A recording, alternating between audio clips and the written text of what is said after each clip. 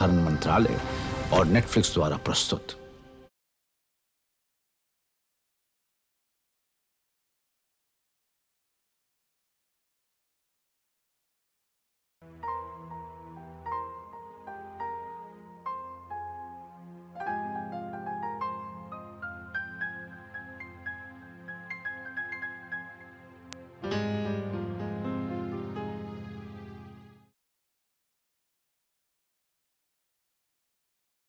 अच्छा सुनंदा जी, मैं जो जो पूछूंगा आप मुझे सही सही जवाब दीजिएगा।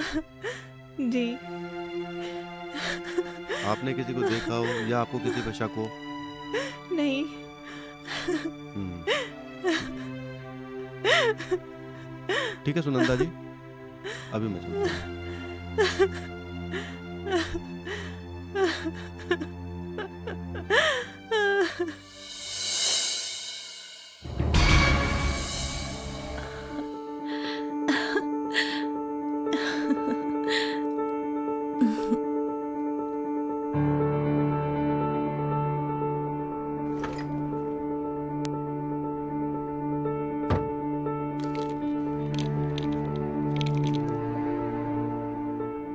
रोना, मैं तुमसे बहुत ज्यादा प्यार करता हूँ और बहुत ज्यादा भरोसा भी करता हूँ।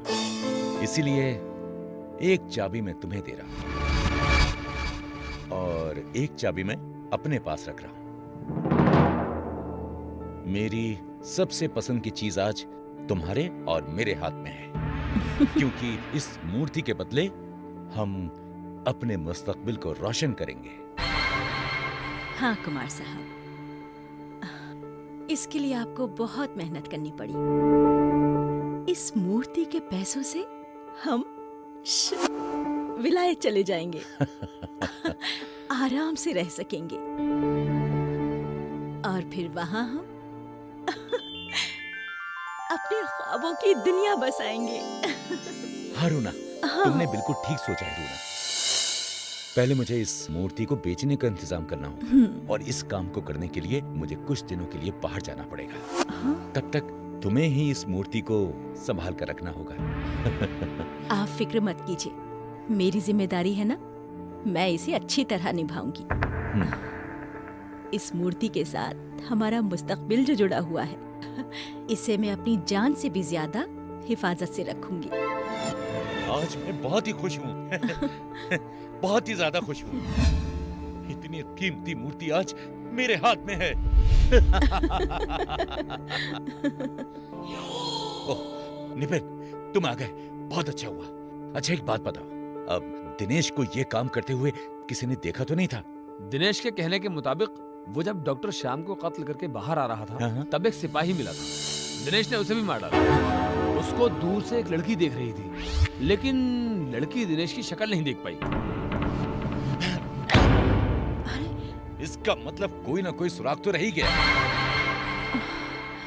लेकिन वो लड़की कौन हो सकती है? नहीं नहीं, अगर उस लड़की ने दिनेश को पहचान लिया तो बहुत ज्यादा मुसीबत हो जाएगी। कुछ ना कुछ तो करना ही पड़ेगा। ये बात मैं भी सोच रहा हूँ, पर दिनेश को इसके बारे में कुछ नहीं बताया। मेरे ख्याल से वो लड़की डॉक्टर श्याम की बेटी सुनंदा होगी। अब आप ही बताएं, क्या किया जाए? या तो उस लड़की को मरना पड़ेगा या तो दिनेश को मरना पड़ेगा, नहीं तो हम सब खतरे में पड़ जाएंगे। ये 100% सच है और हम खतरे में पड़ना नहीं चाहते। इसीलिए दोनों में से किसी एक को तो मरना ही पड़ेगा। कुमार साहब, अब क्या किया जाए? सब गड़बड़ हो गया है। वैसे भी मैं दिनेश से ये काम नहीं करवाना चाहता था। अगर तुम दोनों अकेले ही जाते और दिनेश जैसी गलती करते तो तुम दोनों में से किसी एक को मरना पड़ता। इसीलिए मैंने दिनेश को ही ये जिम्मेदारी दी थी। कुमार साहब, आपकी सोच को मानना पड़ेगा। आप बहुत दूर तक सोचते हैं। अरे सोचना तो पड़ेगा ही, क्योंकि तुम तीनों के बिना मैं क्या काम करूंगा? तुम लोगों के बिना वैसे भी मेरे कोई मायने नहीं है। निपेन, एक काम करो, तुम लोग दिनेश को मारने के लिए तैयार हो जाओ। जी कुमार साहब, आपने बिल्कुल सही बात की। उसे नहीं मारेंगे तो हम लोग फंस सकते हैं। ठीक है, इसका मंसूबा मैं बनाऊंगा। तुम लोग सोचो मत, तुम लोग सिर्फ दिनेश को लेकर यहां आ जाओ और जब मैं कहूंगा तुम वो ये बात चुपके से दिलीप को बोल देना। जी कुमार साहब, आप फिक्र मत कीजिए, हम लोग सब संभाल लेंगे, आप सिर्फ हमें हुक्म करते रहिए। ठीक है, अब तुम जाओ। और हाँ, दिनेश पर कड़ी नजर रखना, लेकिन शक की गुंजाइश नहीं होनी चाहिए। उसके खाने पीने का ख्याल रखना और उसके साथ हमेशा अच्छा सलूक करना। और जब मैं कहूं तो उसे मेरे पास ले आना। जी कुमार साहब, अब मैं चलता हूँ। कुमार साहब, आप किस वक्त क्या फैसला लेते हैं कुछ पता नहीं चलता। क्या सचमुच आप दिनेश को मार डालेंगे? मैं अपने आप को बचाने के लिए कुछ भी कर सकता हूँ। जरूरत पड़े तो सारी दुनिया को आग लगा दूंगा। कुमार साहब,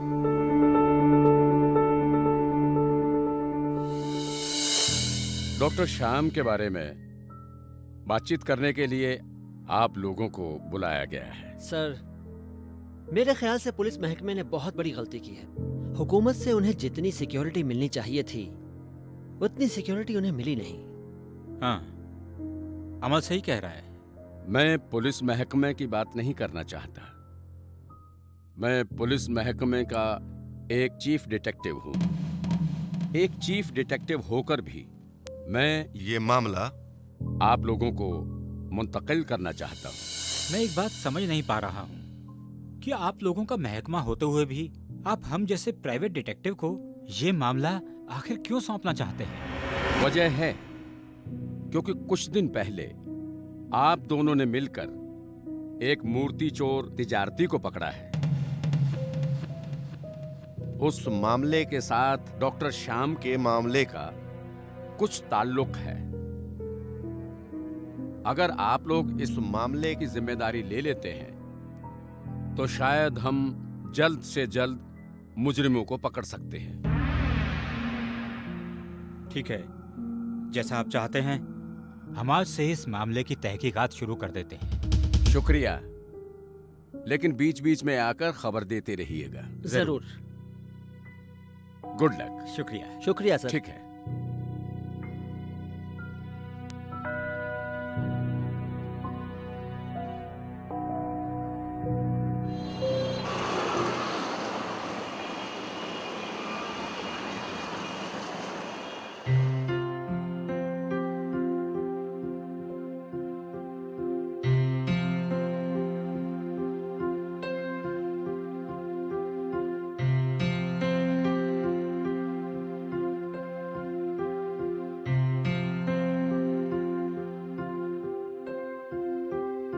ओह अमल, बैठो। कल तुमने पूरी फाइल देख ली थी ना? दोनों मामलों में कोई ताल्लुक है? इस बात का कोई सुराग मिला क्या? मैं अभी कुछ नहीं बता पाऊंगा। मुझे अभी 1-2 दिन और चाहिए। लगता है मामला बहुत संगीन है। कल मैंने पूरी फाइल अच्छी तरह से देखी थी। मुझे ये देखने के बाद लगता है कोई ताल्लुक नहीं है, लेकिन कुछ कुछ जगहों पर ऐसा लगता है कि कुछ न कुछ ताल्लुक है। नहीं, तुम्हें एक फैसला लेना होगा। अगर ताल्लुक है तो काम करने में आसानी होगी, और अगर नहीं है तो थोड़ी मुश्किल होगी। मैं आपकी बात अच्छी तरह से समझा नहीं। अब मैं समझ गया, लेकिन इस सबूत पर तय करना थोड़ा मुश्किल है। अगर आप मेरी जाती राय जानना चाहते हैं तो मेरी राय है कुछ ताल्लुक है नहीं। अगर तुम्हारी राय में कोई ताल्लुक नहीं है तो मैं ये समझता हूँ ये काम एक अकेले आदमी के लिए करना नामुमकिन है। इसमें जरूर कोई इंटरनेशनल मूर्ति चोर शामिल है। इस रुख से देखा जाए तो ऐसा ही लगता है। फिर भी आप मुझे 1-2 दिन का वक्त दीजिए, उसके बाद मैं आपको आखिरी रिपोर्ट दे दूंगा। ठीक है, तुम और 1-2 दिन का वक्त ले लो। मैं आज सुनंदा से मिलकर आया हूँ। वो बहुत गमजदा है। मैंने चालाकी करके बातों के जरिए सुनंदा से पूरा वाकया जानना चाहा।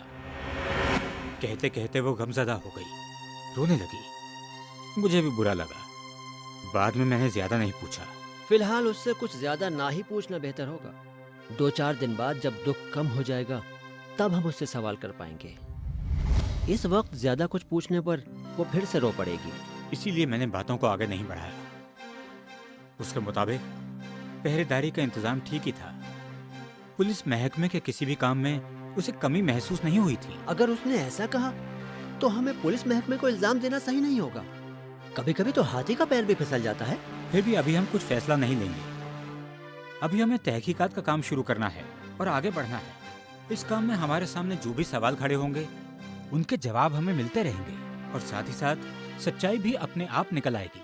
सुनंदा ने कातिल को देखा था या नहीं, ये जानने से हमें थोड़ी आसानी होगी। हाँ, तुमने मुझे एक अच्छी बात याद दिलाई।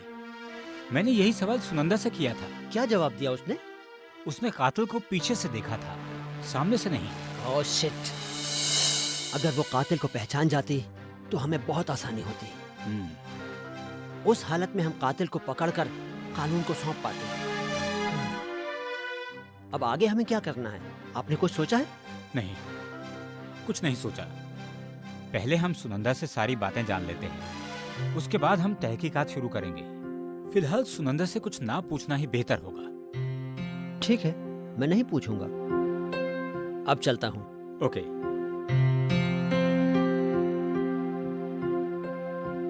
हमें और कितने दिनों तक यहाँ रहना पड़ेगा? मैं बिल्कुल थक गया हूँ। अगर कुमार साहब ने हिसाब कर लिया होता तो मैं यहाँ से कुछ दिनों के लिए बाहर चला जाता। बाहर कैसे जाओगे? तुम्हारे लिए कुमार साहब ने एक और काम सोचा है। हालात थोड़ा सुधरने से तुम्हें वो काम करना होगा। इसके लिए तुम्हें कुछ और पैसे मिल जाएंगे। मैं यहाँ रहकर बोर हो चुका हूँ। 24 घंटे घर के अंदर रहना पड़ रहा है। रहना तो पड़ेगा ही, तुम्हारे साथ साथ हम भी तो यहाँ रह रहे हैं। एक बार वो काम हो जाने के बाद कुमार साहब तुम्हारा बाहर जाने का सारा इंतजाम कर देंगे। तुम परेशान मत हो, ठीक है? मैं एक बात पूछूं, आप लोग बुरा तो नहीं मानेंगे? क्यों बुरा मानूंगा? कहो, तुम्हें क्या कहना है? कुमार साहब मुझे बाकी के 60,000 रुपए देना नहीं चाहते हैं क्या? अगर नहीं चाहते हैं तो कोई बात नहीं, मैं जरा सा भी बुरा नहीं मानूंगा। तुम क्या कुमार साहब को भिखारी समझते हो? वो अगर चाहें तो तुम्हें रुपए के बिस्तर पर सुला सकते हैं। मेरे सामने आइंदा से इस तरह की बातें मत करना, मेरे जमीर को ठेस पहुंचती है। नहीं नहीं, आप लोग गलत समझ रहे हैं। आप लोगों के जमीर को ठेस पहुंचाना मेरा मकसद नहीं है। मैं सोच रहा था कि शायद उनके पास मुझे देने के लिए रुपए नहीं है, इसलिए मैंने ऐसा कहा। मैंने कहा है ना, कुमार साहब के बारे में इस तरह मत कहना। तुम्हारे दूसरे काम की वजह से हम इस तरह इंतजार कर रहे हैं, नहीं तो कुमार साहब तुम्हें कब का रुखसत कर देते। पता नहीं आप लोग क्या सोच रहे हैं, मुझे तो कुछ समझ में नहीं आ रहा। वो दूसरा काम भी आज खत्म करने क्यों नहीं देते? मैं आज ही काम खत्म करके बाहर चला जाता। इंतजार करो, सब्र का फल मीठा होता है। आजकल कौन खट्टा फल खाना चाहता है कि नहीं? दिलीप, सुनो। ठीक है, तुम थोड़ा आराम फरमा लो। क्या हुआ? इतनी देर से क्या बकबक कर रहा है? थोड़ी देर चुप नहीं रह सकता क्या? तुम्हें क्या हो गया है? नींद से जाग गए हो क्या? इतना गुस्सा क्यों कर रहे हो? इसके साथ क्यों लगे हुए हो? बेचारा कितने दिन जिंदा रहेगा? मतलब? डॉक्टर श्याम के घर मूर्ति चुराते वक्त डॉक्टर श्याम की बेटी सुनंदा ने उसे देख लिया था। अगर वो पकड़ा गया तो हम सब मुसीबत में फंस सकते हैं। ऐसा क्या? हाँ, इसीलिए इसे भी सही जगह भेजने का फैसला किया है कुमार साहब ने। वक्त आने पर इकबाल की तरह इसे भी खत्म कर दिया जाएगा। इसके सिवा हमारे पास और कोई रास्ता नहीं है, नहीं तो हम फंस सकते हैं। ये बात कुमार साहब ने मुझे तुझे भी कहने को कहा था। आज अगर दिनेश की जगह हम काम करने जाते तो कुमार साहब हमें मारने के लिए आदमी लगा देते। कुमार साहब हमें प्यार करते हैं, इसीलिए दिनेश को किराए पर लेकर आए थे और मूर्ति की कीमत का आधा हिस्सा हमें देने का फैसला किया। बात तो सही है, अब देखते हैं वक्त क्या क्या रंग दिखाता है।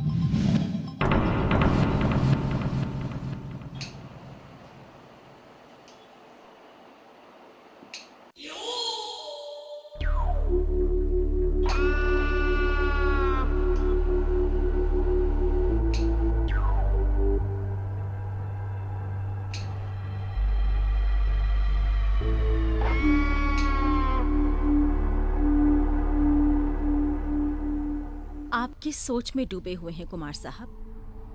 सब काम तो आपकी मंशा के मुताबिक ही हो रहा है, तो फिर आप टेंशन क्यों ले रहे हैं?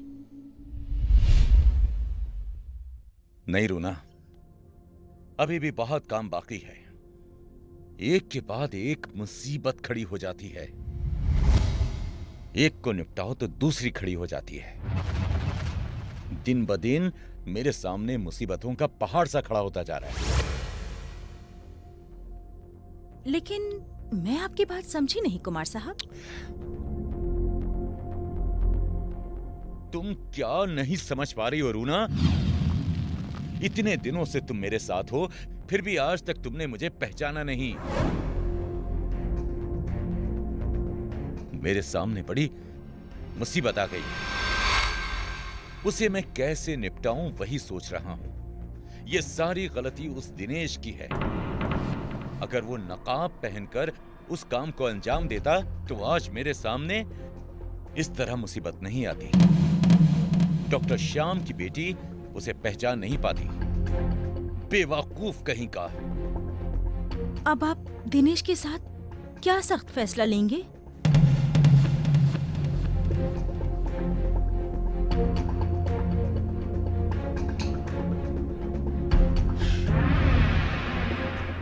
बार बार एक ही सवाल क्यों करती हो? मैंने उसी दिन कहा था कि मैं अपने आप को बचाने के लिए कुछ भी कर सकता हूं। अब हमारे बचाव के लिए उसे तो मरना ही होगा। मैंने उसकी मौत के फरमान पर दस्तखत कर दिए हैं। अब सिर्फ मेरे इशारा करने की देर है। कुमार साहब, हम उसे मौत ना देकर उसे दूसरे शहर भी तो भेज सकते हैं।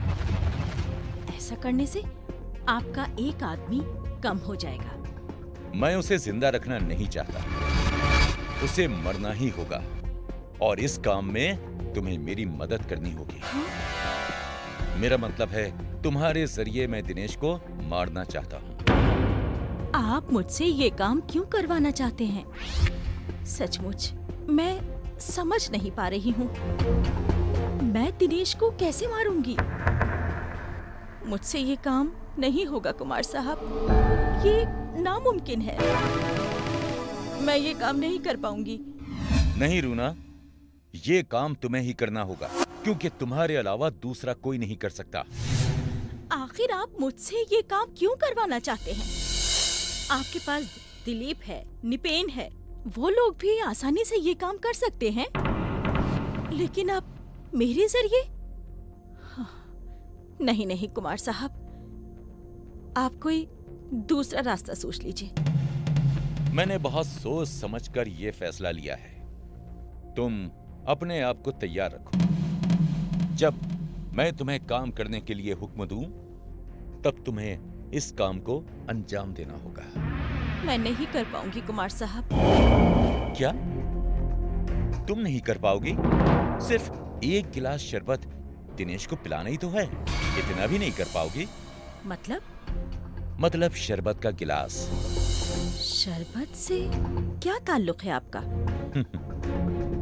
देखो रूना, तुम्हें दिनेश को गला दबाकर या गोली मारकर मारने की जरूरत नहीं है। वो मेरे पास पैसा मांगने के लिए आएगा, और जब मैं उसे पैसा दूंगा तभी मैं उसे शरबत पीने के लिए भी कहूंगा।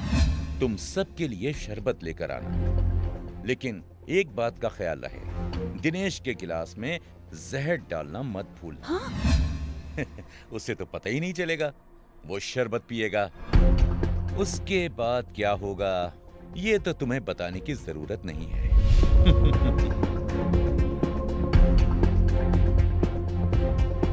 मैं समझ गई कुमार साहब, जो आप मुझे करने के लिए कह रहे हैं वो तो करना होगा ही। बहुत अच्छा रूना, बहुत अच्छा।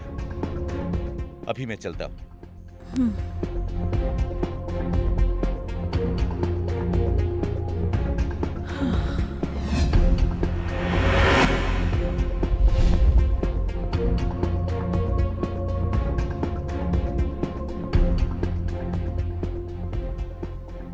कुमार साहब ये सब क्या करने जा रहे हैं? पता नहीं, जो होगा सो होगा। मुझे उनके लिए ये काम करना ही पड़ेगा।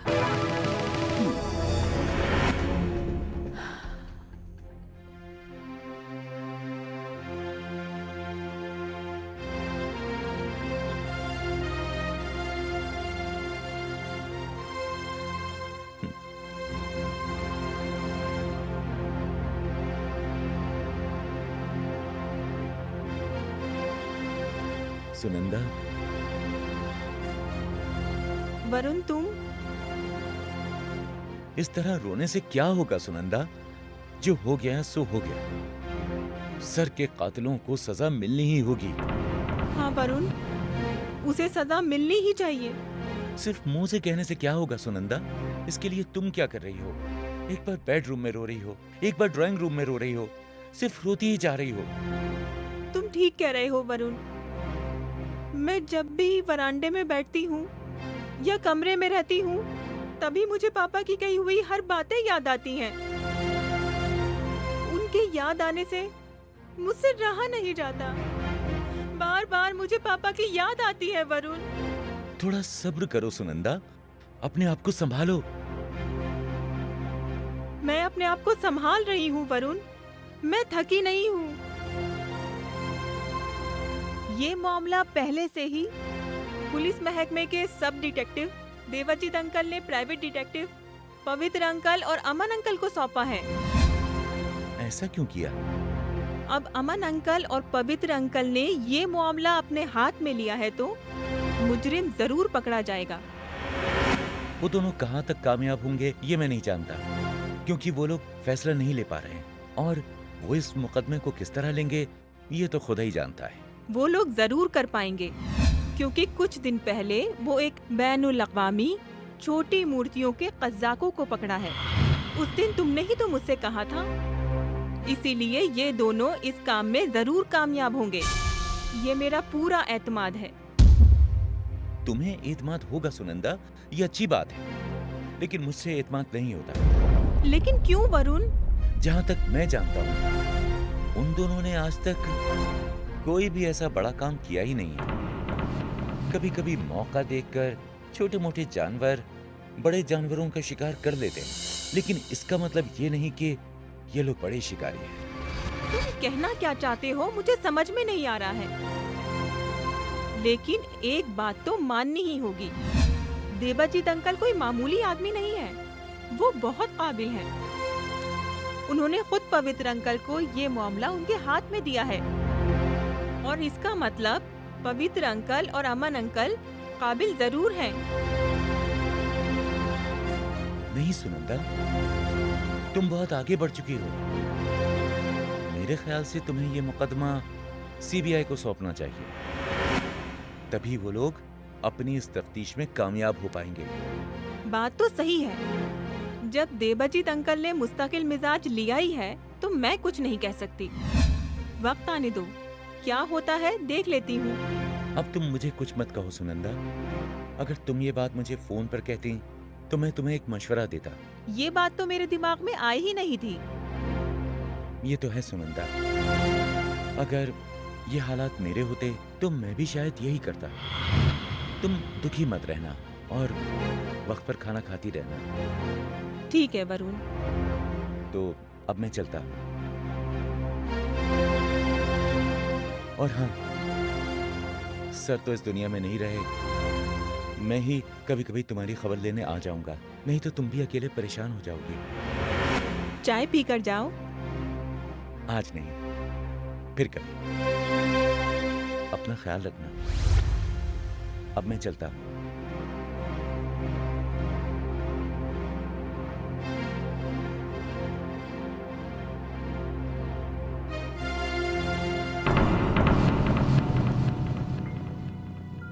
हेलो कुमार साहब। जी जी हो जाएगा, हम थोड़ी देर के बाद पहुंच जाएंगे। जी हाँ। दिनेश, मुझे तुमसे कुछ बात करनी है। कहिए। कुमार साहब तुम्हें और एक काम देना चाहते हैं, तुम भी करने के लिए राजी हो जाओ। वो काम तुम्हें आज ही करना होगा। अच्छा, कैसा काम? काम के बारे में हमें नहीं मालूम, कुमार साहब के लिए तो मामूली सा काम है। तुम क्या कहते हो? मैं करूंगा। मेरे पिछले काम के 60,000 रुपए मिलना भी बाकी है। अगर वो 60,000 रुपए मुझे मिल जाएं, तो ये काम करने में मुझे कोई एतराज नहीं है। काफी दिनों से घूमने नहीं गया हूँ, इस बार जा पाऊंगा। इसका इंतजाम भी कुमार साहब ने कर रखा है। बस तुम अपना काम करो और रुपए लो और कुमार साहब के कहने के मुताबिक बाहर चले जाओ। बस इतना सा ही तो काम है कि नहीं? हाँ। फिर भी आप एक काम कीजिए, आप कुमार साहब को फोन कीजिए और उन्हें कह दीजिए कि मेरे पहले काम के रुपए मुझे दे दीजिए। अगर आज मुझे रुपए नहीं मिलेंगे तो मैं काम नहीं करूँगा। बाद में मुझे कसूर मत दीजिएगा। तुम्हें हम पे यकीन नहीं है क्या? नहीं है। क्या कहा? हम बेईमान हैं? कुमार साहब तुम्हारा पैसा खा जाएंगे? फिर मुझे इतने दिन यहाँ बंद करके क्यों रखा? मुझे जो मिलना है वो मिल जाना चाहिए।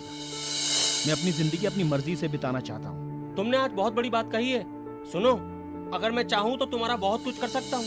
आप मेरा क्या करेंगे? मैंने अपनी पूरी जिंदगी गलत कामों में बिताई है। मेरे आगे भी कोई नहीं और पीछे भी। जहाँ रात वहीं गुजारा। कोई बात नहीं, मुझे ललकारना मत। पूरी जिंदगी चैलेंज करता आया हूँ। आप जैसे कितने मर्दों को मैंने मुर्गा बनाया है, कोई हिसाब नहीं। दिनेश रुको, तुम भी रुको। क्यों छोटी छोटी बातों पर झगड़ा करते रहते हो? आज के बाद हम अलग अलग हो जाएंगे। ऐसी हालत में ये सब अच्छा नहीं लगता।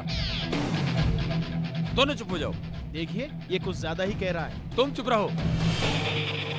रुको, मैं कुमार साहब को फोन लगाता हूँ। तुम्हारी बातें उनसे पूछता हूँ।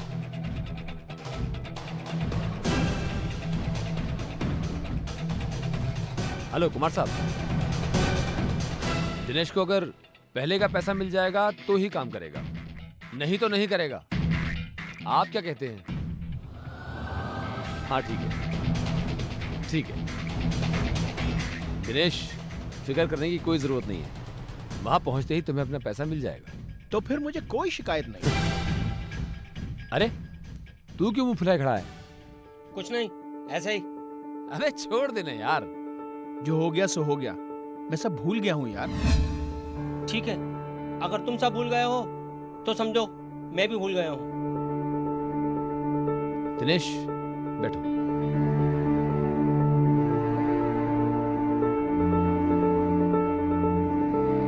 ठीक है, अब चलो कुमार साहब के पास।